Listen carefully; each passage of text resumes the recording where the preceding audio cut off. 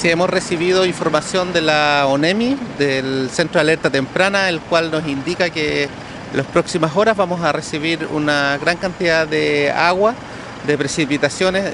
y además acompañado de viento. Nosotros como municipalidad hemos tomado algunas medidas respecto de convocar al comité de emergencia comunal, con el cual ya nos hemos reunido y hemos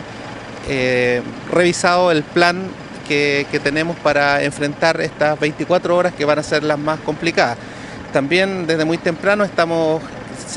con maquinaria municipal, con funcionarios, revisando los principales flujos de agua de tal manera de garantizar el escurrimiento normal de las aguas lluvias. Estamos revisando los principales canales, estamos limpiando, hemos encontrado una gran cantidad de basura que los vecinos inescrupulosos lanzan a los cauces, de tal manera de poder garantizar que el escurrimiento de las aguas lluvias sea en forma normal. Así es que vamos a estar trabajando, vamos a estar revisando en forma permanente el comportamiento de estas precipitaciones en la comuna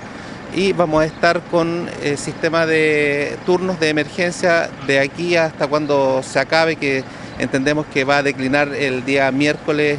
por la tarde. Sí, claro, nosotros ponemos a disposición, como siempre lo hemos hecho en todas las otras contingencias,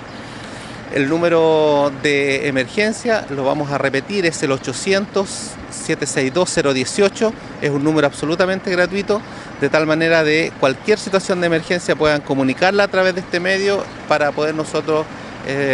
responder de manera oportuna, de manera adecuada a los requerimientos de emergencia que nos puedan contar los vecinos.